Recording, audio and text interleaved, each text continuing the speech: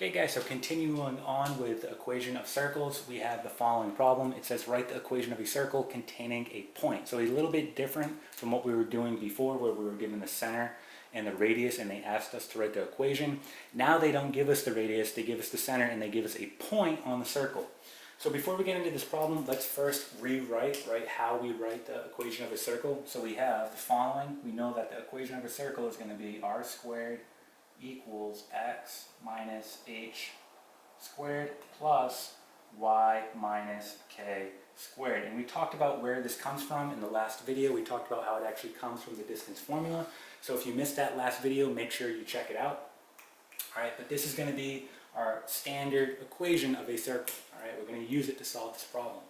Now, we want to go ahead and fill these values in, but in order to do that, we're going to need the radius, which we don't have here, right? We have the center and a point. So if we were to draw this circle out, right?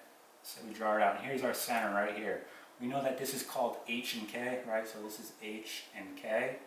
So here's our center, H and K. We'll just label it as a point, so 2, 4. Okay, and we have this point on the circle that is at 8, 12. So somewhere around here, right, we have this, right? This point.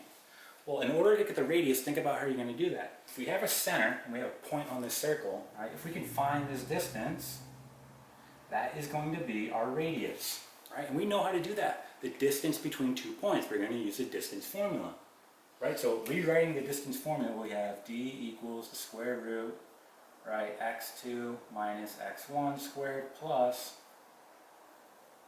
y2 minus y1 squared. All we're simply going to do here is fill in our values. So what I like to do is I like to label my values. Now remember, it doesn't matter how you label these. I'm going to call this one x1 and y1. The biggest thing you need to remember is to make sure you stay consistent. So for example, if I call this one x1, this one has to be y1. I can't call it y2, so keep them together. All right? So this will be y1 and this will be x2, y2. Okay, again, it doesn't matter. I could have called this one x1, y1 and this one x2, y2. You'll still get the same answer. All right, just stay consistent. All right, so let's go ahead and rewrite this. So we have d equals the square root. My x2 is going to be 8. And my x1 is going to be 2. Okay, my y2 is 12. And my y1 is 4. Okay, so continuing on here, we know that 8 minus 2 is going to be 6. And we got 12 minus 4 is going to be 8. So right now here we have the following.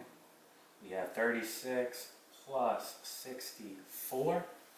We know that this is going to be 100, so let's write it right here. D equals square root of 100. And we know that the square root of 100 is going to be plus or minus 10. However, since we're talking about the radius, which is a distance, we're only going to pick the positive value here, which in this case is going to be 10. So our radius here, okay, is going to be 10. So we're going to write here r equals 10. So we found the radius. All right. Now we can move on to the next steps. Let's go ahead and just erase this. And all we simply have to do now is just fill in our values. So we have r, we know it's 10. We're going to go ahead and fill it in. So we have 10 squared equals, and then we have x, which is our constant, right? And we're going to plug in our h now, which is going to be 2, so we'll have minus 2 squared plus y, and then our k is 4, so minus 4 squared. So we have 100, and then we're going to have x minus 2 squared plus y minus 4 squared. Okay?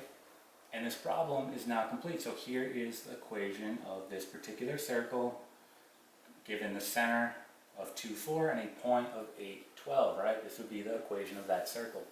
Okay? And that is it.